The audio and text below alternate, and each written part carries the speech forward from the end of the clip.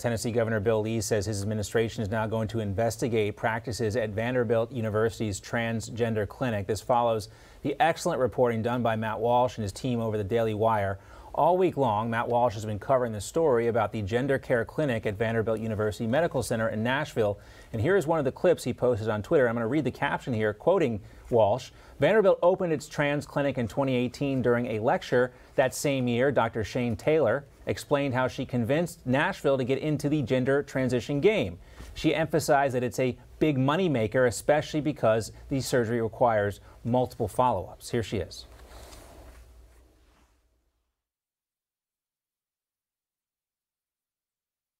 These surgeries are labor intensive, they require a lot of follow-ups, they require a lot of OR time, and they make money. They make money for the hospital.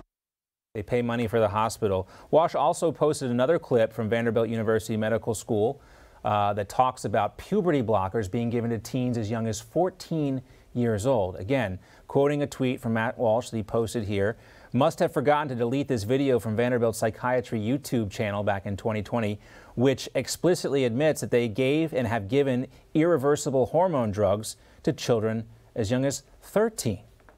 We have some individuals who have started gender-affirming hormones at 13 or 14 to be more like their peers. Again, fertility preservation and consent are very important to discuss prior to any initiation of.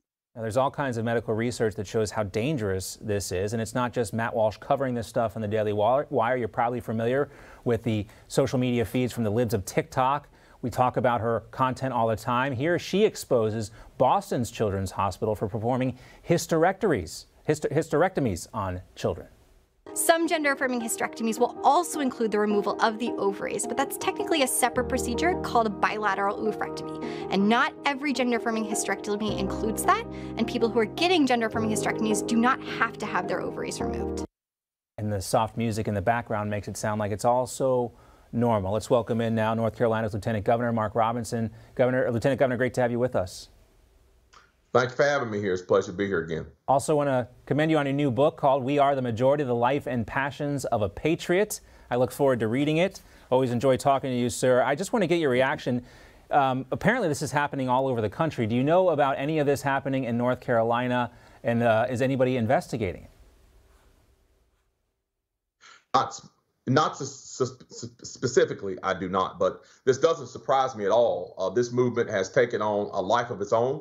And we're definitely seeing it everywhere we go. You know, I've stated time and time again that, you know, people have the right, adults have the right, consenting adults have the right to do what they want with their bodies. But this move to sexualize our children, this move to draw children into being transgender, to having these surgeries. Look, a child can't sign a contract to buy a car.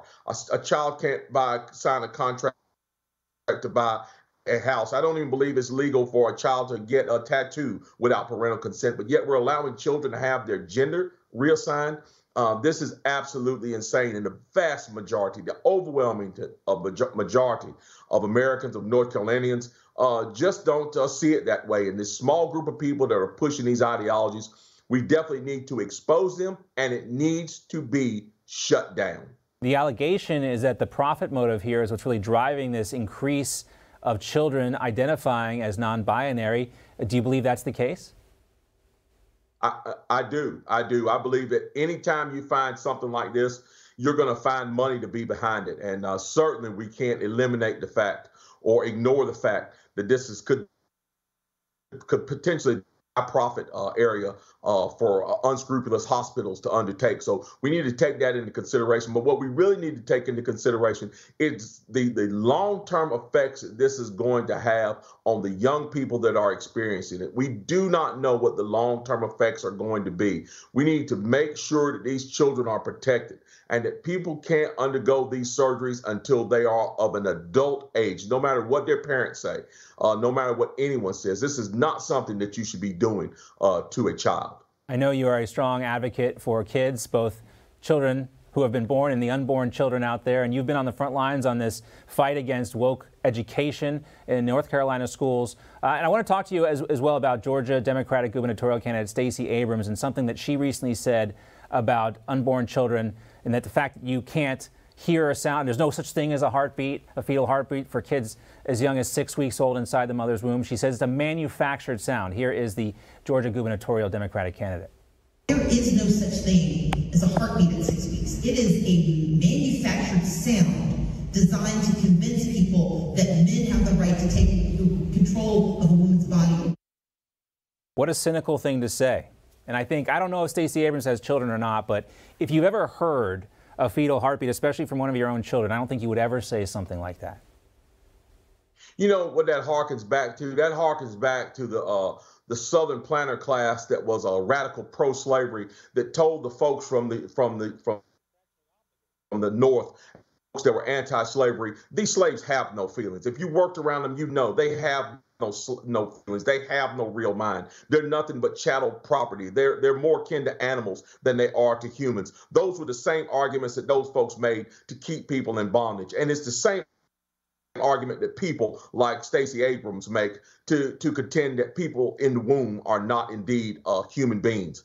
We know the wickedness of that side and how they think. It's even, I've even seen folks on that side refer to babies in the womb as parasites and saying parasites have no rights. So her words don't shock me at all, but they are quite sad and quite disturbing.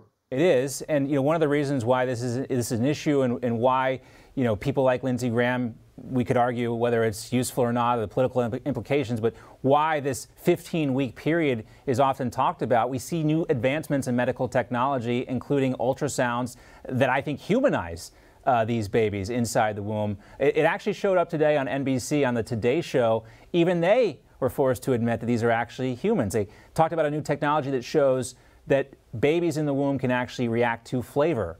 Take a look. So the left is a baby in its resting state. Okay. And then on the right, you see how he smiles, 20 minutes? The mom ate some carrots. Oh. On the left with There was just a resting state. That was the resting, but he liked the carrots. She had like a carrot pill. So were there other foods? Yes, there were other foods. I'm glad you asked. So, obviously this child is somewhat developed, but, Stacey Abrams and a lot of Democrats, they advocate for abortion up until the birth of the child. And I don't know how with a conscience you can see a child smiling like that and call for its destruction. It's absolute savagery is what it is. It's savagery, it's heartless, and it's thoughtless. It's this ideology that just because this child has not been born yet, that they don't have the same rights as any other human being on earth. But, we see that out of the Democratic Party and out of the folks on the left, period. They don't want parents to have rights when it comes to their children's educations. They don't want you to have the right to own a firearm. They don't want you to have a full right to your business. They want to have every control they have over your business and over your home. They don't want individuals to have liberty. And as far as they're concerned, the liberty of the unborn is at the very top of their priority to hold back. Well, let's talk about your book a little bit. I remember the first time I heard about you, my dad sent me a clip of you giving that speech on the Second Amendment.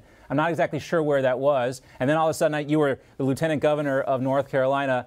Talk to us about your book, though, and your journey from the depths of poverty to this political awakening you've had as a conservative.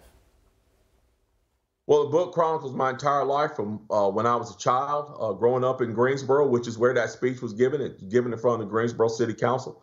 It chronicles my life all through my childhood, being a young man and then a young father and husband, and then as well as, of course, the city council speech, and now my ascension to the position of lieutenant governor. Well, I can't wait. It's just a story about family and faith. That's what it's about, family and faith. Well, sometimes the best things are the simplest things, like family and faith. I can't wait to read the book. Are you going to be at the President's Rally tomorrow in, I think, Wilmington? I am looking forward to it. All right. Well, last time I saw you was at a rally in North Carolina, and I'm not going to be there tomorrow, but I know you will, and we'll be covering that rally, of course. Always great to talk to you, Lieutenant Governor Mark Robinson from North Carolina. Thank you for your time. Thank you, sir. We appreciate it. No crooked establishment. None of that twisting the truth. No talking down to me. Don't tell me how to think. Don't tell me how to think. Don't tell me how to think. I trust Newsmax. Newsmax. They don't tell me how to think. They let me decide. Newsmax. Real news For real people.